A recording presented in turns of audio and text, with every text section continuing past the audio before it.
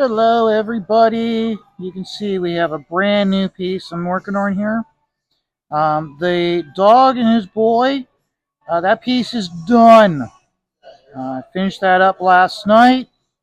Regardless of all of the obstacles that I had to jump through and overcome, I got it done. I'll get back to that in a moment.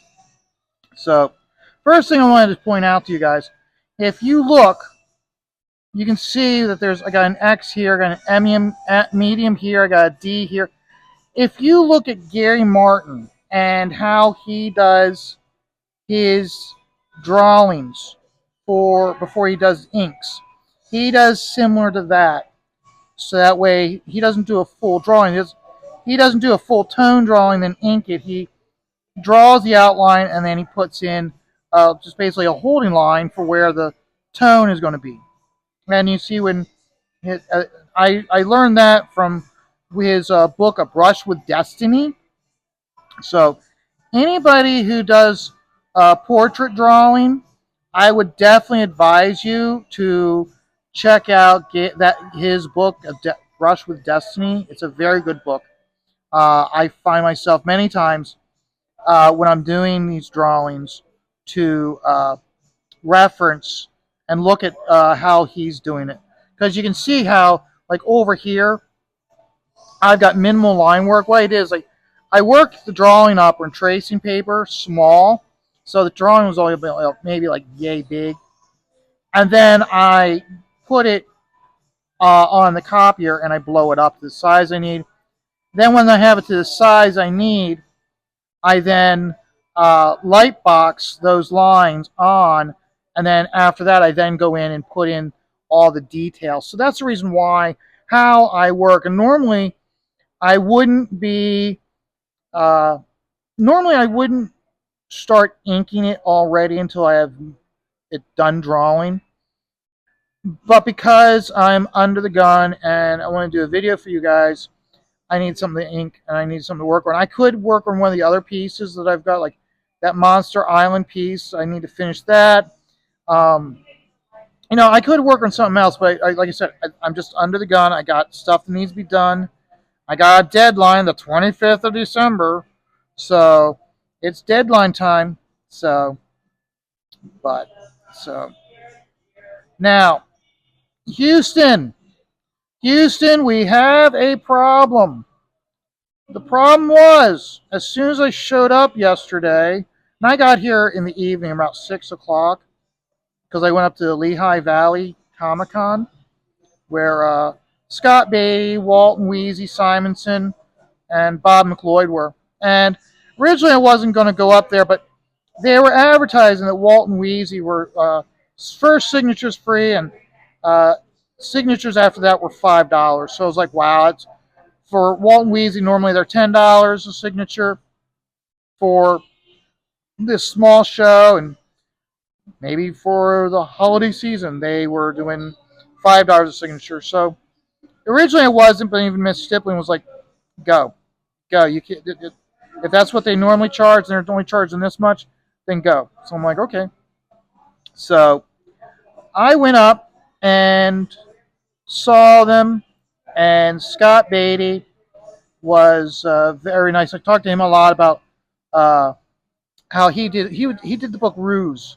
I think it was like 10 through 27, and just got talking about that. He was telling me about how he wouldn't relocate down to Florida like all the other artists would, because his wife was already tenured at Lehigh Valley, and I guess they said to him, well, there's colleges in Florida, and his response was, yeah, but you own any of them, so he wouldn't go down there. He wouldn't relocate down there, but he'd fly down there like every 6 months, and just a really good experience, like talking to him. And he said how he watched Laura Martin color a page, and he learned things like how it's like how like she was like he was like, why are you coloring it like this? And she goes, well, I need to have a lighting source. And he learned as a writer, he was like, oh, so I should probably to help you out, I should put in the script that there's a lamp in the room. And she's like, yeah, that would help out a lot.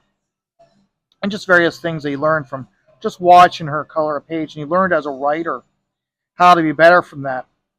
And so, uh, but yeah, it was a good experience. I enjoyed. I'm glad I went up there. I came back here and got here about 6 o'clock to discover that the bulb at my table was out. It was burned out. So I'm like, oh, joy. So I went to a different table. Well, that was a mistake. Why was that a mistake? Why was moving to a different table a mistake? Well, the it had low lighting. I just wasn't comfortable sitting in the booth in the bench booth, and the table wasn't adjusted to the distance from me that I'm used to. And sure enough, after 5.5 years of coming into this bar and doing all my work here at this bar, I spilled ink on me. And when I mean I spilled ink, I spilled the whole thing. It was all over the table and onto my leg. And I'm like, I'm still, I've got this ink, like just boom, on me. And fortunately, the one girl, she was standing next to me, and so I can't move. I can't do anything. All I can do is just sit there with ink on my hands, ink on the table, ink on my pants. She has to go to the bar and she goes, I need paper towels. Well, the bartender isn't understanding what's going on, so she's having to play 100 questions with the bartender to get her to give us some paper towels. So she gets the paper towels. I start cleaning up. She goes back to the bar, plays 100 questions again with the bartender to get the spray bottle, with a cleaning detergent solution on it. She gets that and she gives it. So we spray that. So we're spraying the table. We're spraying the booth seat. We're spraying my pants. Just trying to get it all cleaned up. So we get it all cleaned up, and I've got ink all over my hands. All over my hands. I can't even put anything away. So I go to the bathroom, and at this point, the girl that told me her hands are black, and she's like, "Oh my God, I got it on my hands." I go, "Don't worry, I'll wash off." So I go back to the bathroom and I wash my hands. And at this point, uh, all the regulars, it's in the evening, so we've got a different crowd that I'm used to or don't know me. So the people that know me are all at the end of the bar. So I walk over to them and I just prop my foot up on the windowsill. The bartender's jaw, I mean literally, the bartender's jaw, it all but hit the floor. And she was literally, insists, somebody when somebody they're in shock or they're surprised how they kind of lean forward. No, the bartender was literally bent over at 90-degree angles. She was like, "Oh my God!" And I'm standing there. I'm like, "Yeah," and I go, I can feel it on my thighs. I can already tell you when I take my pants off that my legs are going to be black. And they're like, "Oh my God." So I had to, with wet jeans that were sticky or slick with black ink, I had to clean up, go home, and I get home and I'm like, "Honey, Miss Stippling, I need your help." And she's like, "What do you need?" "Oh my God." I'm like, "Yeah." And she's like, "Take off your pants and go in, put it out." And she goes, and I go, "Yeah, do I put this in the sink? Should I put this in the tub?" And she's like, "No, no, no, no, no, no, no." And she's like, "I'll get you a bucket. You will put your pants into a bucket." I'm like, "Okay, honey." So I'll be posting a picture uh, after this video has been posted. A picture of my thigh covered with ink. So I had to go into the shower, wash it, wash my thigh, get all the ink off me because still there's ink on my hands at certain spots and all. So I had to get that all taken care of. So then, after all that, it's like one of those where it's like the boy and the dog. I've got to finish it. I've got to finish it. I can't just keep waiting and pushing it off to finish it. It needs to be finished. So after I got done eating, after I showered and changed clothes, obviously, um, I went to Walmart, got myself a new floodlight bulb. I don't know if you can tell. The I got a white. It has a. It's called a daytime bulb or a soft white light bulb. So it has a much more brighter white look to it. It's much better than what I've been using for the last like 2.5 years. So, but so I was like, okay, so controlling my environment, buying a new bulb, even though, which you think about it, I'm the only one that sits at this bar and does work. So having to go out and buy a bulb, even though it's not my place, uh, I'm the one that sits here all the time. So taking care of my environment. So, but no, so I then came back here and I sat down and finished the job. It is completely done. So this morning I scanned it into my computer. I actually posted it on Twitter. So if you guys follow me on Twitter, you can look over there and you can see the image. The reason why I didn't post it to reason why I didn't post it to Facebook is because the person that's for there on Facebook, and I don't want them seeing it. So I won't be able to post that on Facebook until Christmas Day after they've gotten it. So, but no, it was just, oh boy, it was a fun adventure yesterday, guys. In fact, the girl that was helping me, she got here about half hour ago, and we were just rehashing what happened last night. And like I said, it was so funny. It's just, and the reason why it happened was uh, I had on a turtleneck, and then over the turtleneck I was wearing a hoodie. Well, it was a tight hoodie, and what was happening was if I'm wearing a loose hoodie, it will like catch and just pull over it. But it was a tight hoodie, so it caught it and pulled it with it. So it was like, okay, so don't ever wear that hoodie, that specific hoodie. Don't ever wear it in the bar if you're going to be working. So, but it was just, oh, it was just very fun. I mean, I've never spilled ink. I've seen guys spill ink on themselves. I've heard stories of artists spilling ink on themselves, but to have it happen to you, oh my God! Like I said, the first time I've ever spilled ink on me at that magnitude in my life, and again, everybody's like, "Why, Andy, y'all? You're working at the bar. Aren't you worried about getting spills?" Not until yesterday. That was never a fear in the world. Now all of a sudden, now I'm like, in fact, last night, when somebody would come by and talk to me, or if I needed to take a break from what I was working on, I would take the ink and I'd slide it away from the edge. Because right now it's sitting like 2 inches from the edge of the table.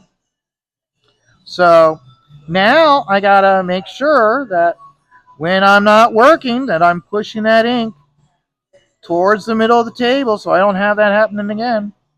So, and as you can see, I'm putting in the black areas because I can do that while talking to you. I don't have to worry about uh, this area is drawn, so I can do it.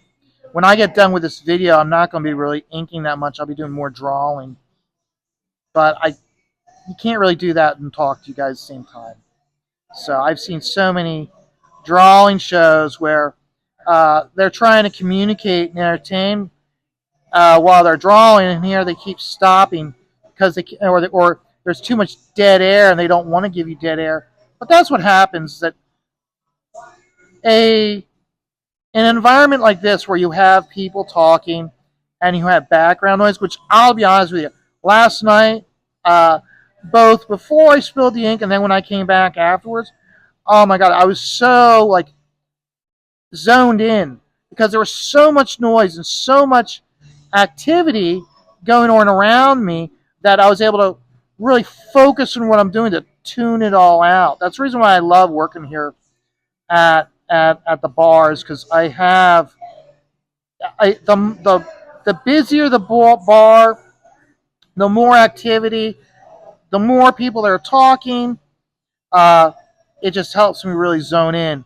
Like right now, with the bar being semi-empty, it can be a chore. It's easy to kind of get distracted because you can hear the conversation, what Al's ranting about at the end of the bar. But like at like 4:30, 5 o'clock, there'll be so many people in here. You can't focus on a single conversation, and it just all turns into a buzzing of bees of white noise. So, but so so, and of course, remember it's the football season. Phil, program alert: the Steelers are going to be playing the Browns. Go Steelers! I know you had concerns about you thought the game was already over last week after the very first touchdown within 3 minutes. Nope, nope. Got to play all 4 quarters. You play 4 quarters in football, and the best team wins. And the Steelers pulled it out, and they won last week. They're playing the Browns today, so we're going to be rooting for them. Now, we do have the Eagles playing on a different network, and we do have some Eagles fans. My friend Micah is one of them. So, what do you think I did? I took a piece of paper, I wrote on it, reserved for Micah, and I taped it to the chair in front of the one TV in this bar that will have the Eagles playing on. So when he shows up, he's either going to give me that lean back, pointing at me like, "Hey, thinking about you. You got me covered, bro. Thank you so much." Or he's going to look at me with that dirty ass look, and you motherfucker. So either one works. Either one amongst guys. It's a term of affection, guys. He's not mad at me. It's a term of infection calling somebody a motherfucker. So So this bar will be a buzz. So you guys all have a great day, whether you watch football or not. Root for your team. And I still always say, uh, with this toxic environment that we live in, and I said this last week to the guys, uh, we need more being able to watch a football game, talk shit about each other, but stay friends at the end. So, but So yeah, I'm gonna get working on this. I gotta get working on the pencils on this side around the eyes.